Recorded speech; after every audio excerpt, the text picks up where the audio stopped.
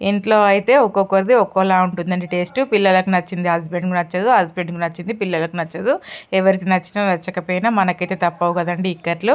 ఈరోజైతే నేను సొరకాయ పప్పు చేస్తున్నాను. నాకైతే పెసరపప్పు ఇష్టం, మా వారికి ఏమో శనగపప్పు ఇష్టం, పిల్లలకేమో కందిపప్పు ఇష్టం. ఇంకా అంతే కదా, ఏదో ఒకటి కాంప్రమైజ్ అయితే చేయవలసిందే. అందుకే సొరకాయ పప్పునైతే ఇలా ప్రిపేర్ చేశాను చూడండి. ముందుగా అయితే ఒక గిన్నె తీసుకొని అందులో 2 పావుల నూనె పోసి ఆవాలు, జీలకర్ర, పచ్చిమిర్చి, ఉల్లిపాయ, కరివేపాకు, అల్లం వెల్లుల్లి పేస్టు, పసుపు అన్నీ వేసి మంచిగా మగ్గనివ్వాలి. మగ్గిన తర్వాత సొరకాయ ముక్కలు కూడా వేసి మంచిగా కలిపి ఒక 2 మినిట్స్ వేగనివ్వాలి. మూత పెట్టేసి సిమ్లో పెట్టేయాలండి. ఆ తర్వాత మనం ముందుగానే కడిగి పెట్టుకున్న పెసరపప్పును ముందుగా కడగబెట్టుకోవడం వల్ల నానుతుంది, మంచిగా ఉడుకుతుంది తొందరగా. ఆవిరి వస్తుంది కదండి. ఆవిరి వచ్చిన తర్వాత మనం మూత పెట్టేయాలి. మూత పెట్టేసిన తర్వాత మళ్ళీ సరిపోకపోతే ఒక గ్లాస్ వాటర్ పోయాలి.